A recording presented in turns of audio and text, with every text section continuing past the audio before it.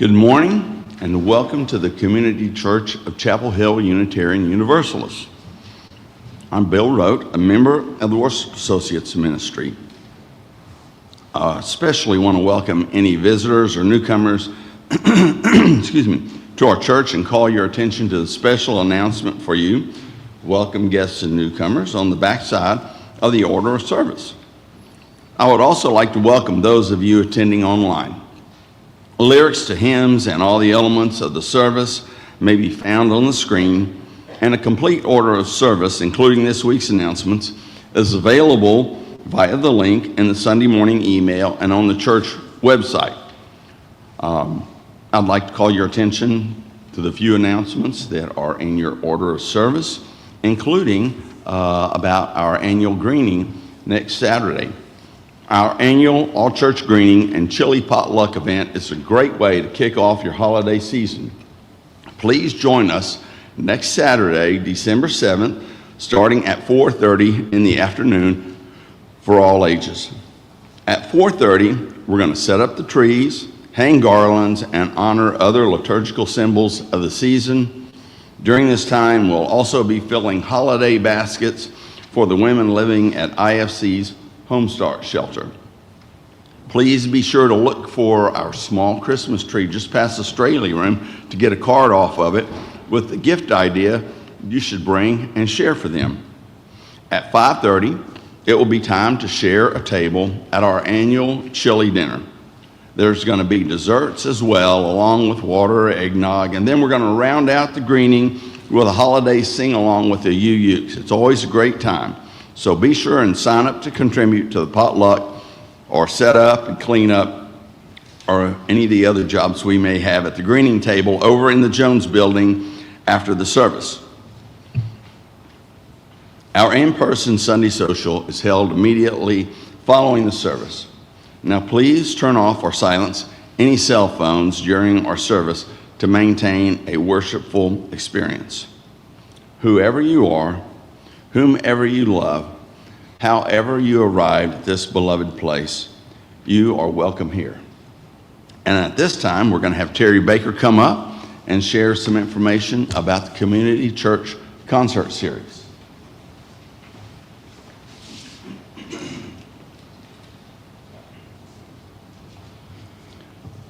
Good morning.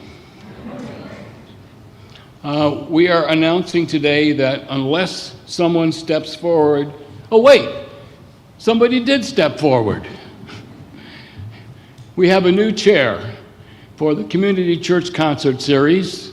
I've decided to step down, and Joel Grodensky will be becoming the new chair of the concert series. So we're delighted. We were anticipating that this would be our last season, but now there will be many more to come. The series goes back nearly 25 years to its origins as a coffee house to the current series that features national and even international artists.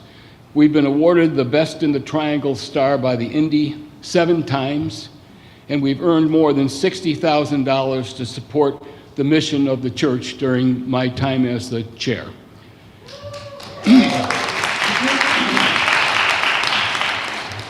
And it's been a ton of fun.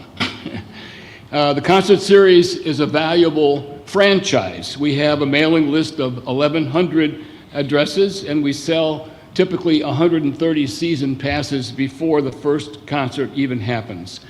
Our audience has come to trust us that if they buy a ticket, they'll get a good evening of entertainment. But for some of us, the time has come to step down. It's been quite a run, and it's been a lot of fun for us. So Joel will be in the new role, and he will need your help because he'll have to be putting together a new committee. Some of the committee members will carry through, but there are several of us that will not be continuing as committee members. We'll be there at his side as long as he needs us. If you have ever served as one of our volunteers, can you please stand?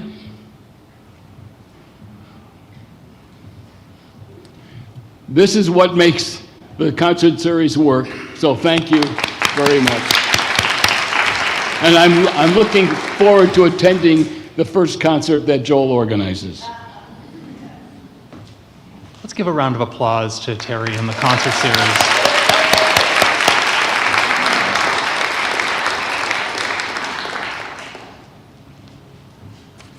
Now will you please stand in body or spirit and join us in singing our opening hymn, number 348, Guide My Feet.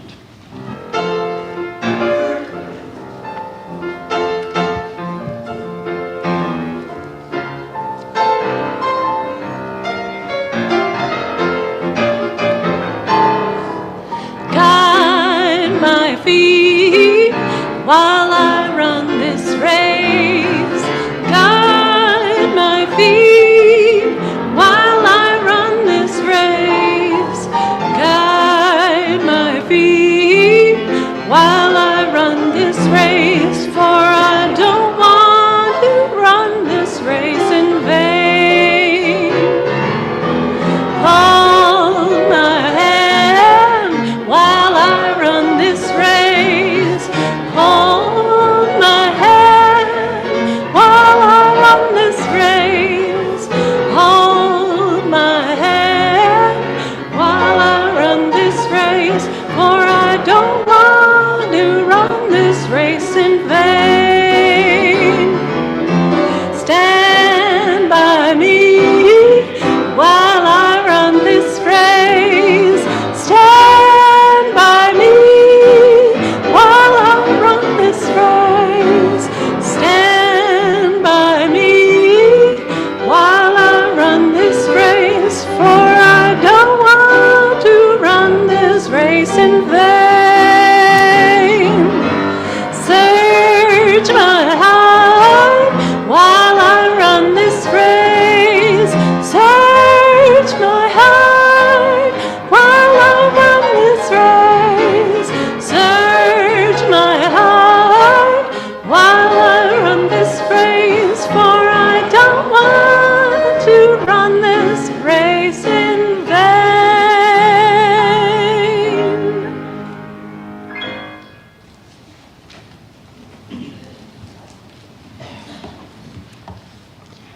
We come together this morning with an open heart and an open mind. When so much is muddled by superficiality, we are unified by our common search for meaning. At a time when what we are told is so often dishonest, we come together searching for honesty. When what we are shown is often confusing, we come looking for clarity. When at times it feels as if our rights may be dwindling, we come searching for freedom. As a community that values curiosity, questioning, and deep listening, we come together this morning searching for truth. Come, let us worship together.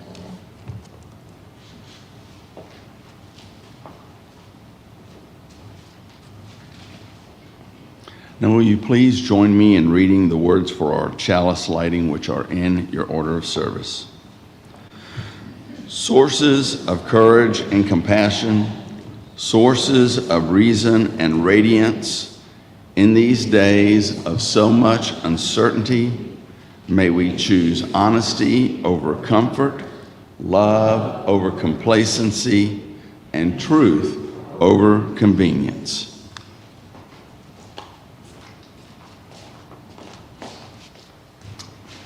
I'm Glenn Meribach, and I just want to apologize for not having you notice the music selections are blank for today because I was kind of busy last weekend and didn't have a chance to put them in on time. So I wanted to let you know what you heard and what you're about to hear. So I chose to play music by two American composers that I think exemplify truth and clarity and transparency. First one is Duke Ellington. So the music before the service was two Duke Ellington songs, Sophisticated Lady and Come Sunday, which is also in our hymnal. And then for the service right now, I'll be playing two Paul Simon songs, another great American songwriter and composer. And the first one is called Bridge Over Troubled Water. And then for the offertory, I'll be playing America. So you can write that in the blank slots in your order of service.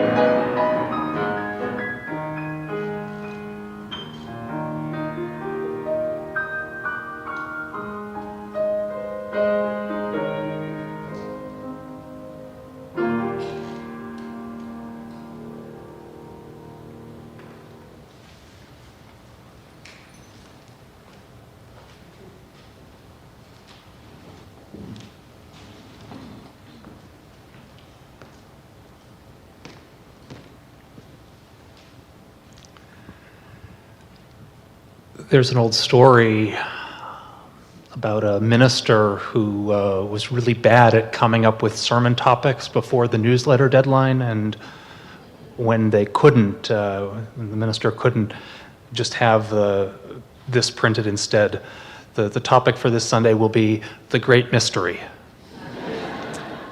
It's a mystery what the minister is going to be preaching about, but it'll be great. So thanks for that great mystery, Glenn. Each week we hold in our service time for sharing the joys and the sorrows that we bring with us into this community. If you've come this morning with either a personal joy or a sorrow, you're invited to come forward, place a stone in the water bowl, and briefly share your joy or your sorrow. Let us enter into this time of tenderness and trust. Are there any joys and sorrows this morning?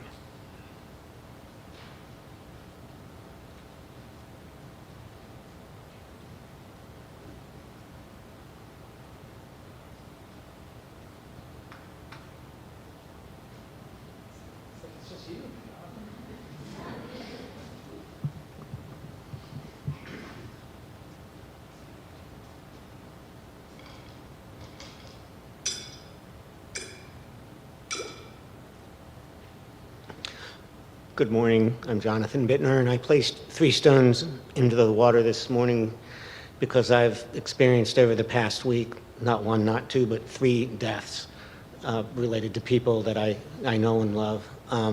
The first is my stepsister-in-law. She lost her father. And then the second 2 I just learned about yesterday. A dear friend of mine from high school, she lost her husband after a long battle with illness and too many trips back and forth to hospitals in Philadelphia.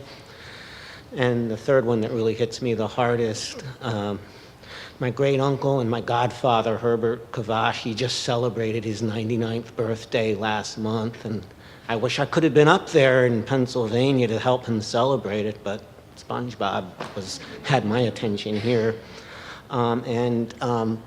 He had really rallied around for his birthday party, his 99th birthday party, but quickly declined after that and passed away yesterday at about 11 a.m.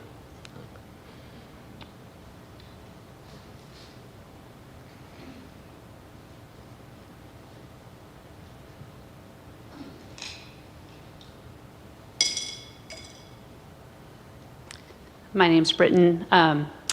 We went up to Baltimore this past week for Thanksgiving and celebrated with my parents-in-law and my sister-in-law and my niece. And so that was a joy to be with them as my mother-in-law is declining in some ways.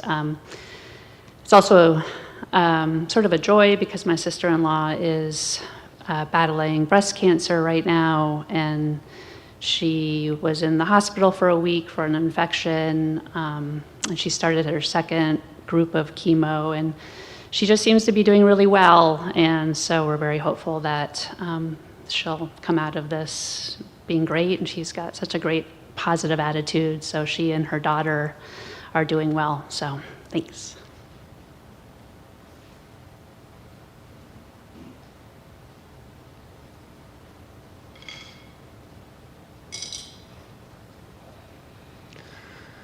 A final stone is placed for all of the joys and the sorrows that were not spoken this morning, which we hold in our hearts.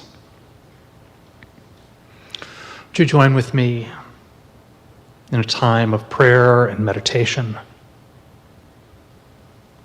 Spirit of life, source of our being and our becoming,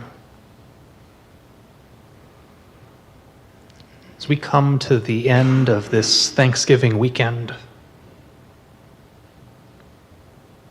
we give thanks for family and friends, for community,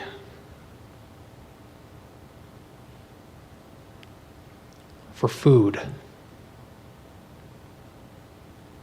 for rest,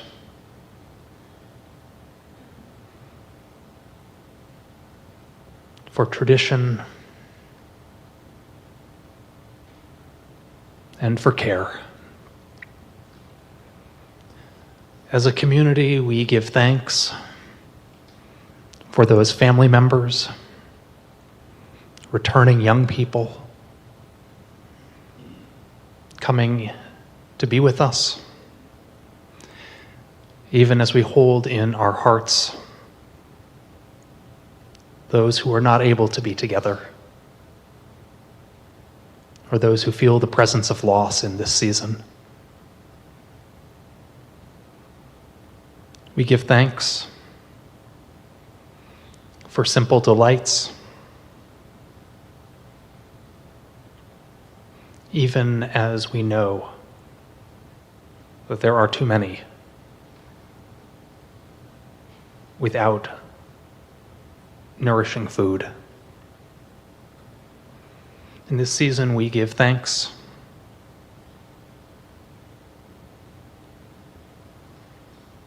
for comforts, for joys, even as we know those comforts are not universally shared. We are mindful of those in our community who are experiencing the grief of loss, who are worried about loved ones and friends. Help us to find in these moments of prayer and reflection a spirit of gratitude, a gratitude that does not gloss over the hard stuff or deny the struggles, but that holds all of those within a larger truth of life's goodness.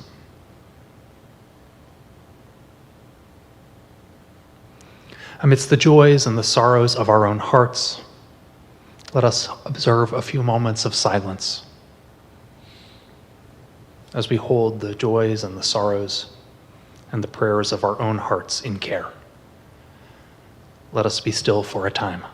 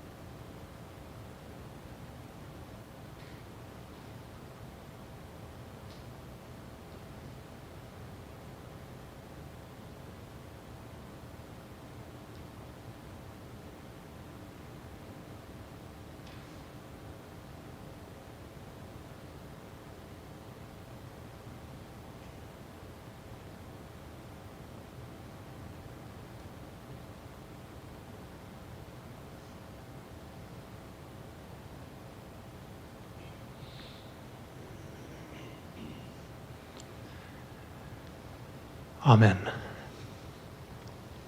Our meditation hymn is one that we don't sing very often, but it's lovely. It's called Come My Way, My Truth, My Life. It's number 89 in the gray hymnal. And I'm going to invite us to rise in body or in spirit as we sing.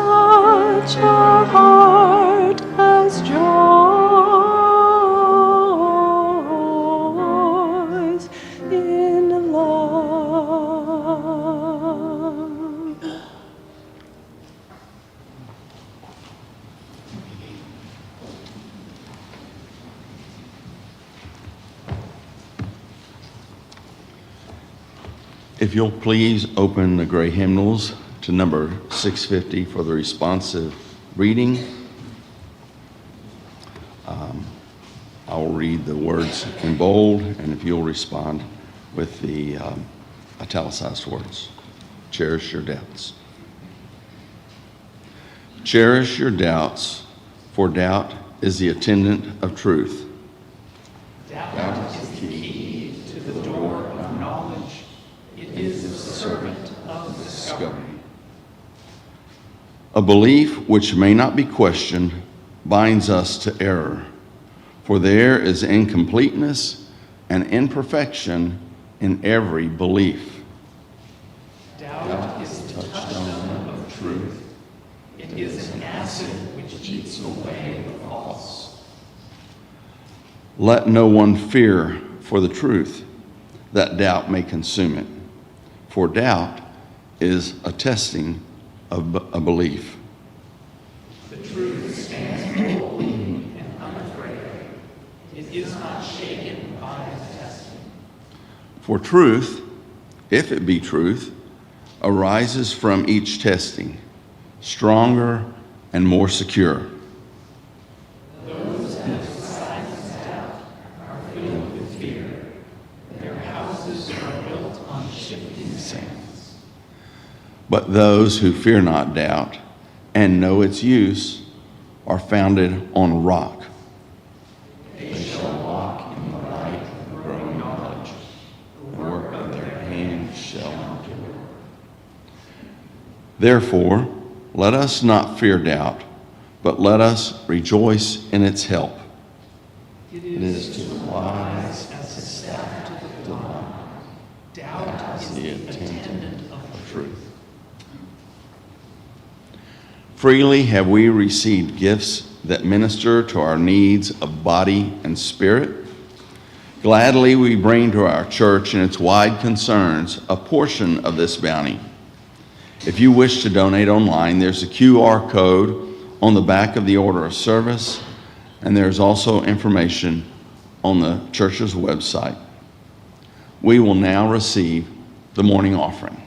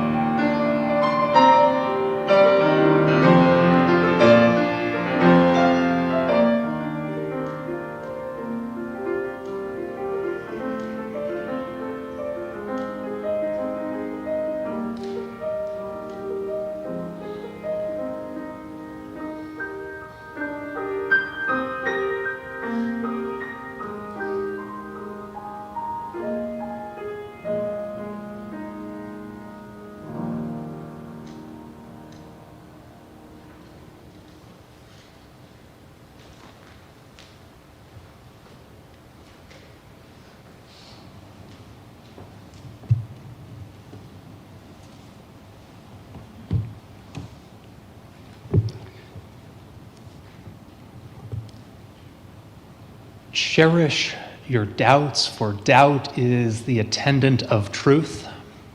As Bill was reading that responsive reading, I was kind of awash in memories. I grew up Unitarian Universalist, and that reading was one of my absolute favorites when I was an adolescent.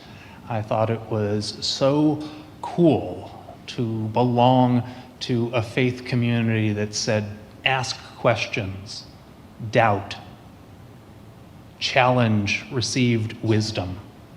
In fact, in high school, I ordered not one, not two, but 3 Unitarian Universalist t-shirts. But of those 3, my favorite was one that had a question mark on it. The question mark was on fire. It was kind of flaming. And underneath it had the motto, "The answer is to question." And I thought it was kind of interesting that, a religious denomination was selling t-shirts that said, "The answer is to question." And friends of mine saw it and they said, "Is that a Calgary Flames t-shirt?" Because the flaming question mark did look like the Calgary Flames logo.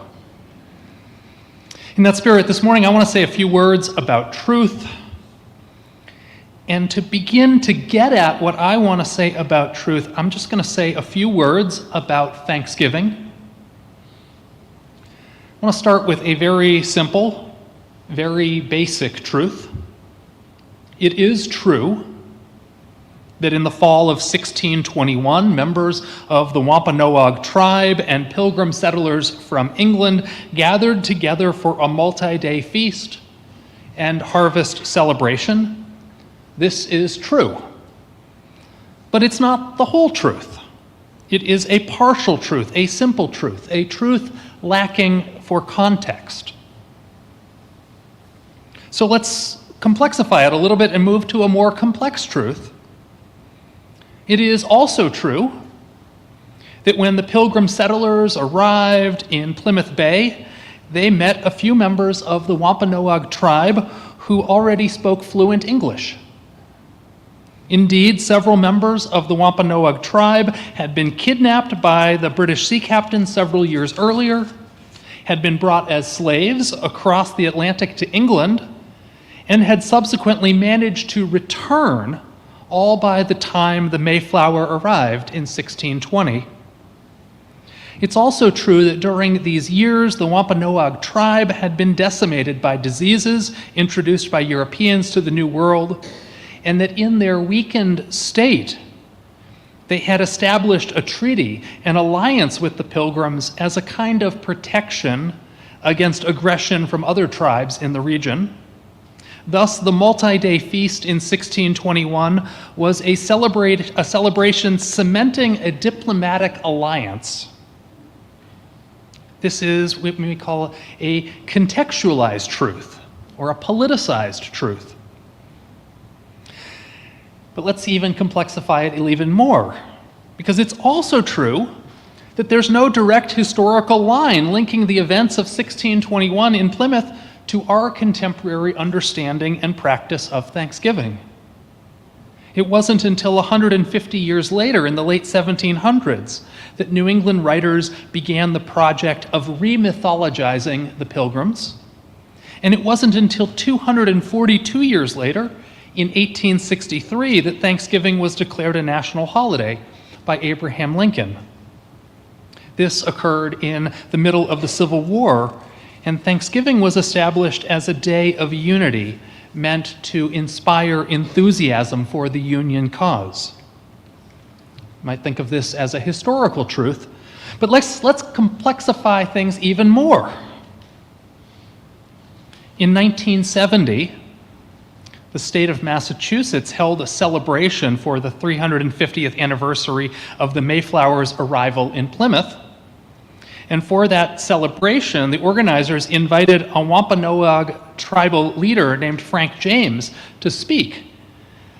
And they asked him to submit his remarks in advance. Note to public speakers, if you're an invited speaker and you're asked to submit your remarks in advance, you should question that. Because when they read what he planned to say, they disinvited him from speaking. And so instead, he gave that prepared speech to a group of Native Americans, arguing that the fourth Thursday in November should be observed as a national day of mourning, a time for sober reflection upon 5 centuries of murder, theft, enslavement, displacement, and subjugation inflicted upon Native peoples. This is also a truth, a problematized truth, a critical truth. But let's not stop there. Let's keep messing with this. And finally, there's what we might regard as lived truth, which is that for most of us, I guess, the fourth Thursday in November does not involve much thinking about the political pragmatism of the Wampanoag tribal leaders, or of Abraham Lincoln's attempts to boost morale and bolster public support during the Civil War, or even the European legacies of colonialism and manifest destiny. Rather, my guess is that for most of us, the fourth Thursday in November is devoted to spending time with family or friends or community, to participating in family traditions, to enjoying good food in large quantities, perhaps to serving others, and to cultivating a secularized sense of gratitude. That's really all that I want to say about Thanksgiving. But I hope that my example has shown that it provides us with a good example for thinking about how truth can be partial and decontextualized, how truth can be contextualized, how it can be historicized, how it can be problematized, how it can be lived in our own experience and culture. Truth is important to Unitarian Universalists. One of our principles claims that central to our tradition is the free and responsible search for truth and meaning. In his list of what Unitarian Universalists believe, printed on a red card that some of us carry in our wallets, Unitarian Universalist minister David Rankin writes, "We believe in the never-ending search for truth. If the mind and heart are truly free and open, the revelations which appear to the human spirit are infinitely numerous, eternally fruitful, and wondrously exciting. We have more songs about truth in our hymnal than I could name in the duration of a sermon. There are the ones we're singing this morning, and there are so many others. Just as long as vision lasts, I must answer yes to truth. Or, once to every soul and nation comes the moment to decide, in the strife of truth with falsehood for the good or evil side." So what kind of truth are we talking about this morning? Contextual truth, historical truth, critical truth, cultural truth, scientific truth.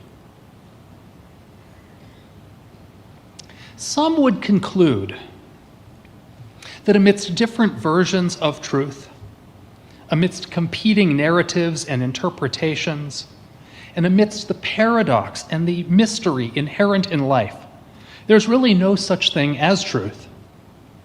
I disagree. I find that position defeatist and frankly downright dangerous. The fact that truth is complex and nuanced does not mean it doesn't exist. It simply means that truth is complex and nuanced. Yesterday, as I was at exactly this point in writing my sermon, a member of our church sent me an editorial from Science magazine by the journalist Phi Jacobs. I paused writing my sermon to read it and found astonishingly that the first 2/3 of the editorial covers the history of Thanksgiving, almost exactly in the way my sermon did. I thought, man, wow, I could have, if I just had waited a few hours, I could have just taken that and cut and paste. Great minds think alike. Or maybe if ministry doesn't work out, I could become a science journalist, who knows? But the writer follows this historical overview of competing Thanksgiving narratives by offering these comments, writing, "Misconceptions about history and science persist, despite attempts to educate people, perhaps because our brains are wired for simple narratives." The journalist continues, "Our modern media ecosystem constantly bombards us with false and misleading information, which often emerges and takes hold faster than it can be corrected, from misleading statements presented without key context to straight-up inventions. Once someone has latched on to a false narrative, it can also be incredibly difficult to convince them to let go of it. After all, myths, conspiracy theories, and whitewashed versions of history offer people comfort and assurance in a world that is overflowing with discomfort and uncertainty." Phi Jacobs, the journalist, is writing on behalf of scientists and those who pursue the truth via the scientific method. And I'm speaking to Unitarian Universalists, and for us, a free and responsible search for truth and meaning is central to our identity as human beings. Alarmingly, we are living in a time in which the truth is increasingly under attack. I originally chose this topic, and like many great ministers, I was late in getting this topic in. I originally chose this topic after reading a concerning article published about a month ago about the National Archives Museum in Washington, D.C. The National Archives, of course, is the organization which holds, preserves, and organizes the history of our nation, the history of our government. And the museum's purpose is to educate the public by displaying and curating materials held in the archive. But this article talked about how the museum's director recently had been ordering the removal of materials that she deemed controversial or challenging.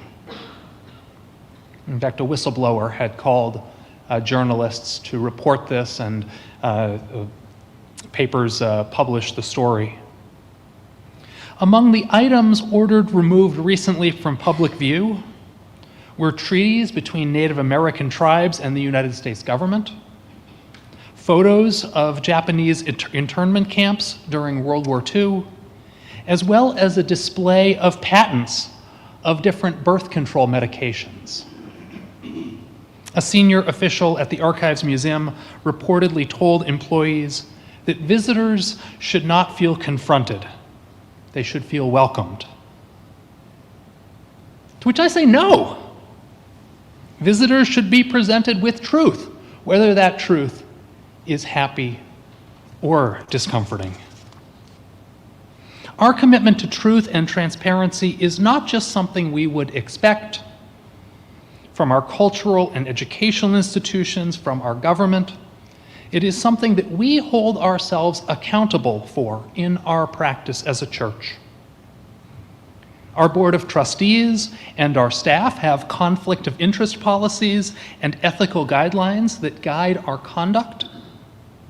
When we publish our budget, we break out and show what each member of the staff makes in salary and benefits. This practice, by the way, actually puts us in the minority of Unitarian Universalist churches, most of which simply lump all salaries and benefits together in one personnel line. But here's the thing. Transparency is a disinfectant. When things are hidden, shrouded, kept behind closed doors, there's no way to ensure that there is fairness rather than exploitation. There's no way to ensure that values are being upheld rather than trampled. Transparency is a disinfectant. Secrets are lies.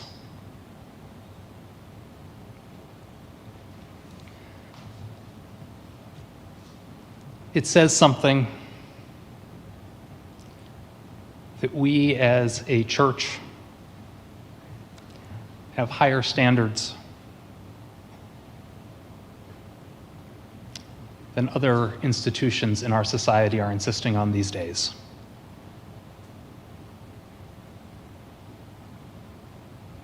I want to end this morning by creating a bridge between my message this morning and my message next week. I hope you'll come back next week. This week's message is about truth and transparency. And next Sunday, I'm preaching on Jesus and empire. I'm going to begin my sermon next week by observing how the very first gospel begins with Jesus facing mortal danger from King Herod, and how the very last gospel ends with Jesus being put on trial by Pontius Pilate, and how between the very beginning and the very end, at every step along the way, the context of the gospel stories involves a community living under the rule of empire. There's a scene, a passage late in the Gospel of John, in which Jesus is brought into the Roman headquarters and is examined by Pontius Pilate. Pilate is trying to understand this messianic figure and asks Jesus what he's about. And Jesus answers him with this way, quote, "For this I was born, and for this I came into the world, to testify to the truth."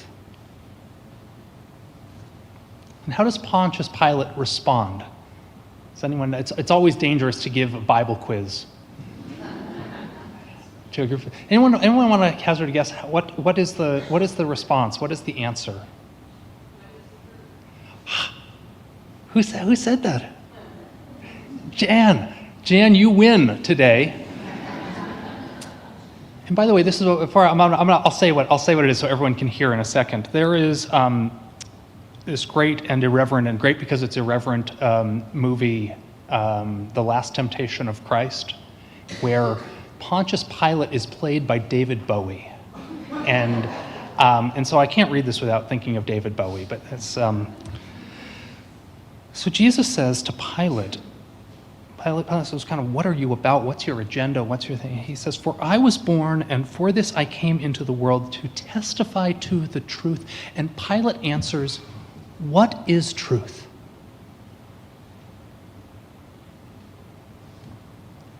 What is truth? It is a chilling answer. A chilling answer. Because for Pilate, for Rome, for empire, truth does not matter. All that matters is power. All that matters is will. Hannah Arendt observes, "The result of a consistent and total substitution of lies for factual truth is not that the lie will now be accepted as truth and truth be defamed as a lie, but rather that the sense by which we take our bearings in the real world, and that category of truth versus falsehood is among the mental means to this end, is being destroyed."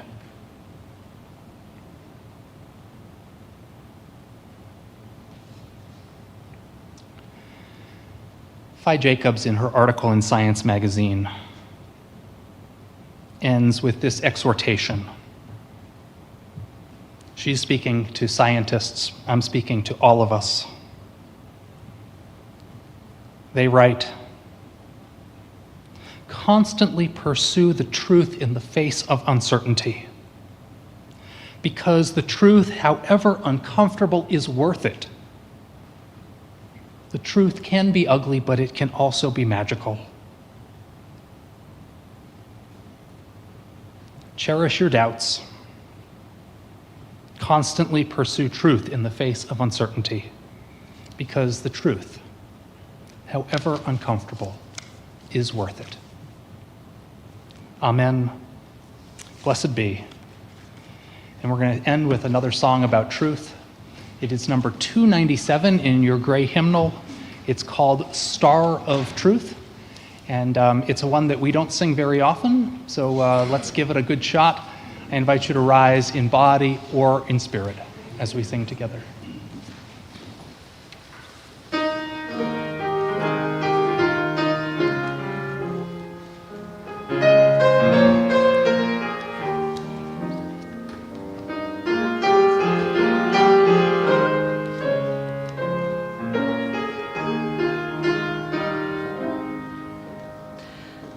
The star of truth not dimly shines behind the veiling clouds of night, but every searching eye divines some partial glimmer of its light.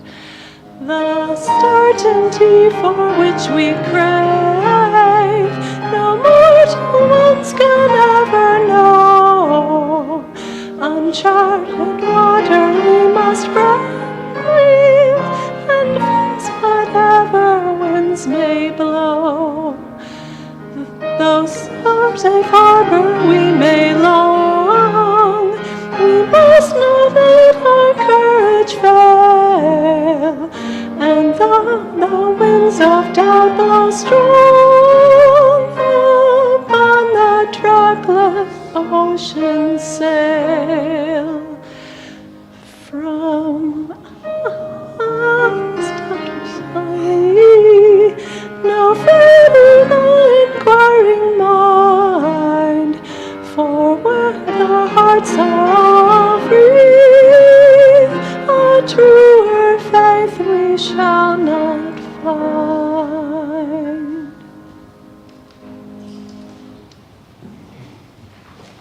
Please remain standing and join me in reading the words for extinguishing the chalice.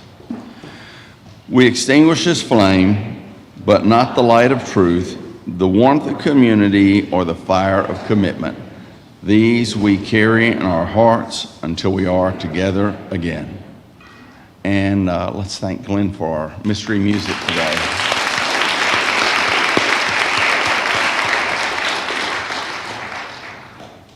Glenn's wife, Deborah, put on Facebook that they went to a musical, and I asked her, I can't believe he took time off from church work with SpongeBob, the children's pageant, and the community and the choir musical coming up, and she assured me that it was a live musical. He was doing job-related research.